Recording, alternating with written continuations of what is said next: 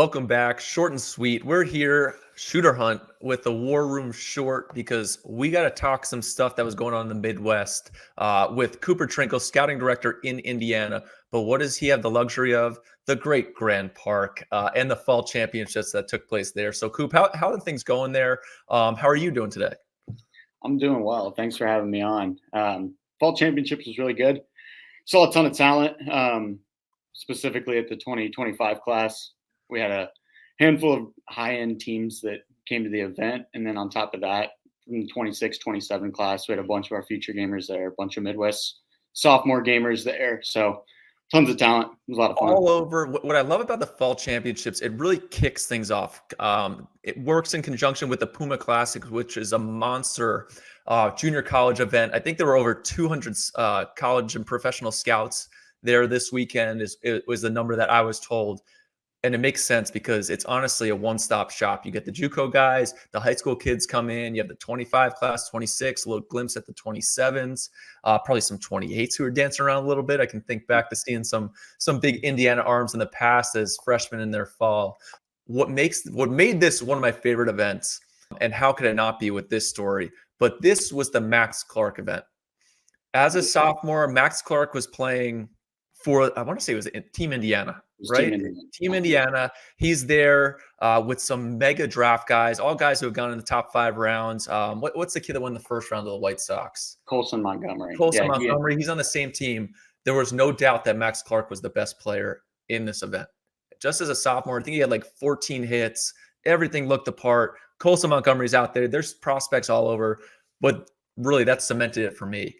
This year, especially going early in the fall, right? Guys are a little bit slow to get back. The velocity's just starting to climb. Maybe they took a few weeks off to rejuvenate themselves.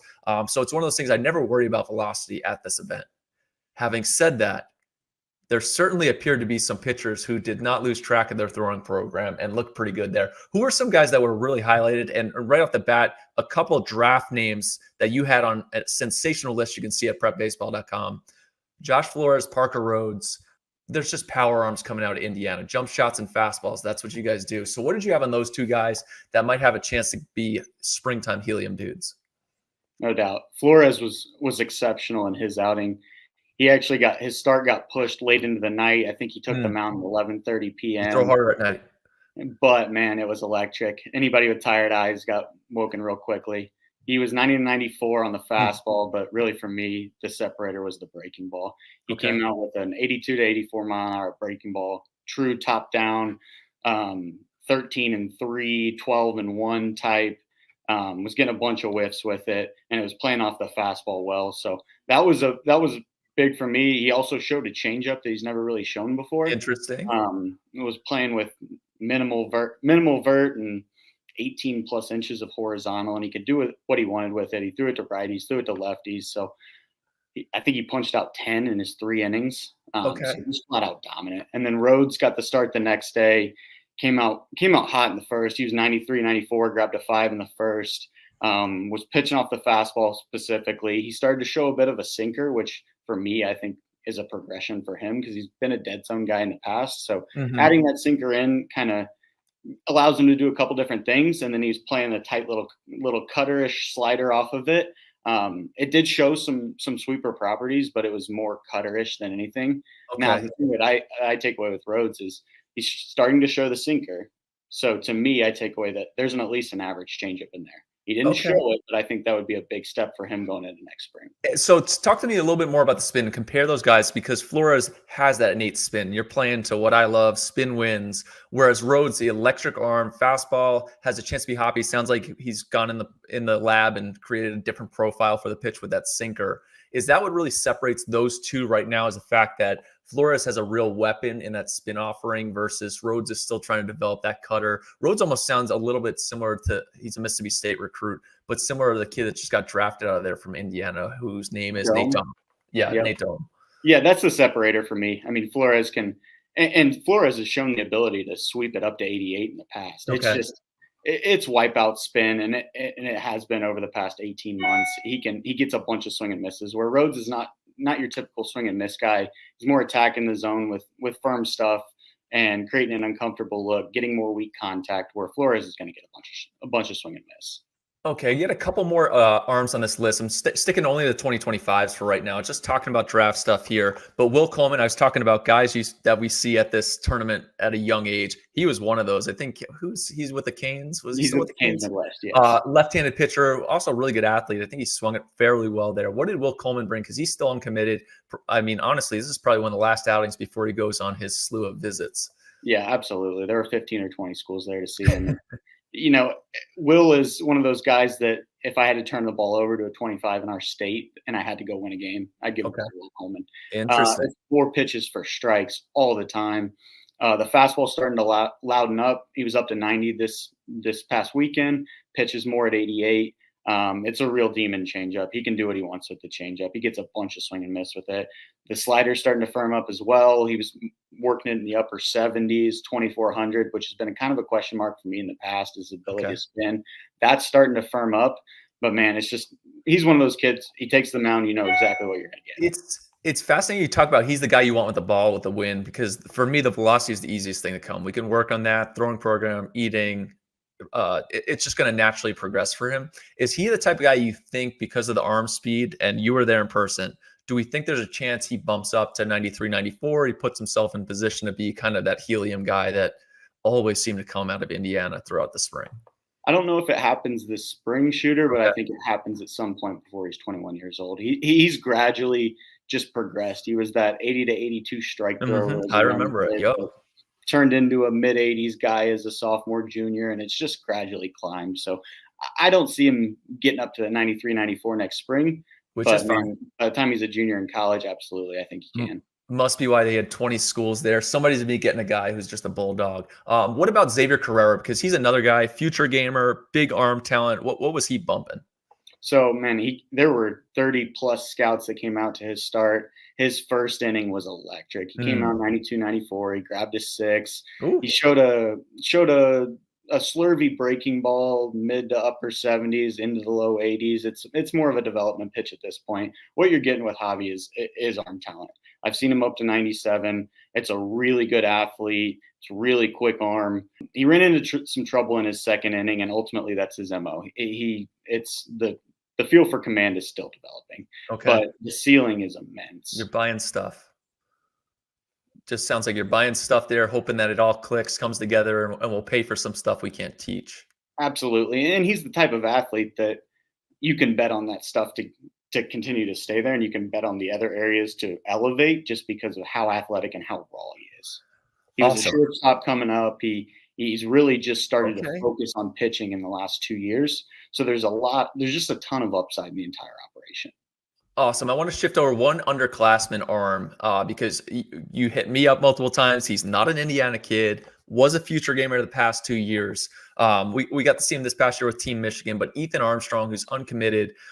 First, I want to tell you what I loved about Ethan Armstrong is like, I love the makeup, love the athleticism, love the competitiveness that he has on the mound. Big frame. There was a fair amount of dead zone stuff that was at the future games. It sounds like maybe we just saw him after a tired summer, because you were eyes wide, buzzing nonstop, saying, "I don't care if you're at the All-American game right now, Shooter. This guy's a dude. You need to retweet this." So, what did you have on Ethan Armstrong?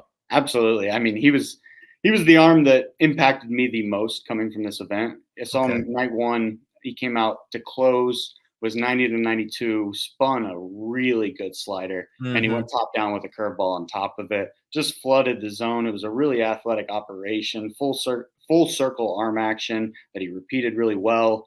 I really liked it on night one, and then he got a quick start on day three and came out with the exact same stuff. It was more 91, 93 that day, but same breaking balls, same spin. He showed a changeup.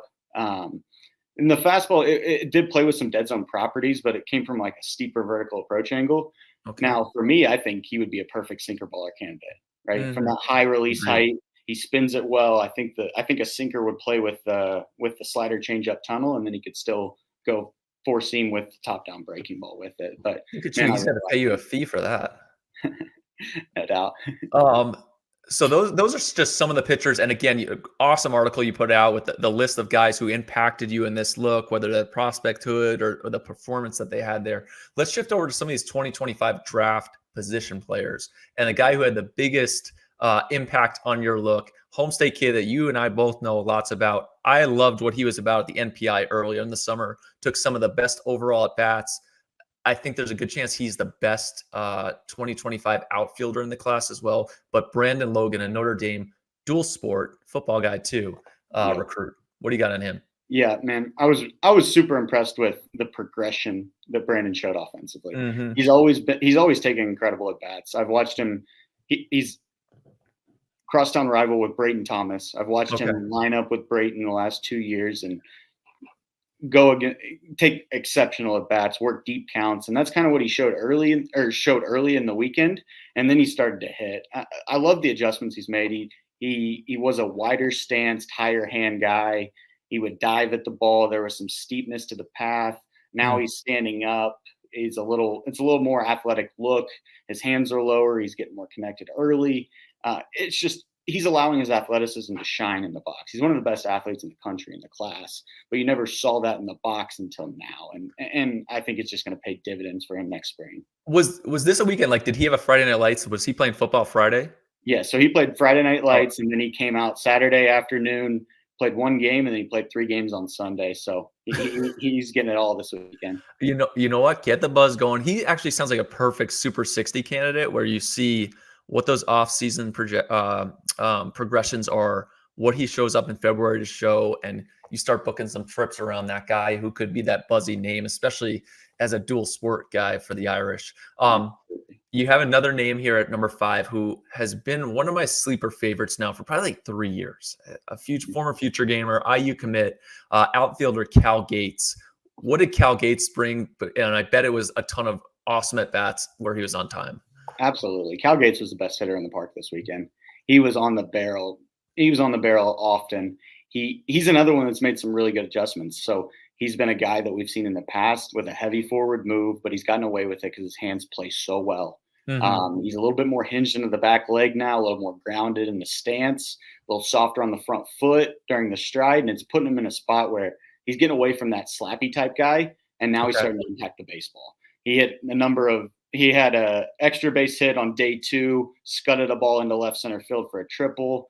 He came out day 3 against a tougher left look and bashed a ball right back through the box. He just professional at bats is what we got from Cal Gates this weekend. Like I said, I thought he was better at the park. That's awesome. There seems to be like, just because the frame's not super big, there's a kid AJ Ewing a couple years back from Ohio. I think it was a 4th rounder, but kind of similar traits to the swing, the production, and even more so the area guys who continue to become big fans but kind of keep it to themselves. I think Cal Gates got a chance to be that guy. But moving on, JD Stein, who, you know what, JD Stein, he made a fan out of me. And you guys have, you and Phil there in Indiana have been talking him up for years, right? When you look at the profile, it's only about maybe 5'7". Would you give him 5'7", maybe 5'6"? Yeah, he's dude, straight balls. And he is all over the place. He applies the pressure on the base paths. And the fact that he's on this list just means that he's continuing to produce. What was he doing? Yeah, so JD was his typical self, just running around, playing with all kinds of energy, playing really great defense, throws the ball across with plus arm strength. And then he's another guy like Cal. He just takes professional at bats. Every time he steps to the box, you're going to get a long at bat or you're going to get an early barrel. Makes great swing decisions. He actually impacts the ball much better than you'd expect from the frame. There's some twitch in there and there's some strength. But he was his typical self, man. Just exceptional motor. He's a leader on the baseball field. He's still uncommitted for now, but I think he's going to be committing to a big time program here in the next couple weeks. So he's a personal favorite of mine. I love the way he plays the game. You're just glowing talking about JD Stein. There we go. But what about this? There's an Ohio kid committed to my alma mater, Tulane. Shout out the Green Wave, Roll Wave. And a guy who was playing with Brandon Logan this summer at NPI. And I loved what he was about. But Matthew Major, third baseman, committed to Tulane from the state of Ohio. What was he like at the fall championships? Yeah, I remember you asking me about him in the summer, and this was actually the first look I got on him. Okay. Man, he is a physical presence in the box. I mean, it's 6'1", 205, built kind of like an outside linebacker. Took some really healthy hacks early, ended up hitting a homer on day 3, which is where I elevated him up this. There's a lot of raw power in there, man. Mhm. I don't know that he sticks at third base. It's just average Jackson's just a fringy runner. But what you're getting is a hitter. It's a run producer, and he the bat speed that he showed is really what impacted me the most. Awesome. Then I want to wrap things up here with 12026 because he's on this list and he deserves some love because his team, Aiden Reynolds, third baseman, committed to IU. And I feel like there's so many good players in that program that he almost gets overlooked. Aiden Reynolds should not be overlooked. Get on the bandwagon now. Get on there early and often. Here we go. What did he do this weekend? Absolutely. I couldn't have said it any better. He does. He gets overlooked just because of the arm talent in that 26 class. We got our Mhm. Beckett Duns, your Hudson Devons, Aiden Smith, Gannon Grant. All those guys get a ton of love. Yep. And frankly, Aiden Reynolds is just quiet, confident, goes about his business. And every time you look up, he's on base with a hit. It's a real short, connected swing with bat speed. Him, Cal Gates, and JD Stein hit back to back to back. And I mean, that was almost the murderer's row of the Grand Park Fall Championships. I love Aiden. He's starting to run a lot more too, which he's showing progressions as an athlete. He's stronger than you think. So he's adding more parts to his game on top of the bat that just shows up every single day. That's awesome. Well, Coop, this has been awesome. Really excited to see what the rest of the fall brings into the summer as we make our way towards the Super 60, where I'm sure we'll see a lot of these guys. But for Cooper Trinkle, Shooter Hunt, this has been a War Room Short. Until next time, we'll see you guys at the ballpark.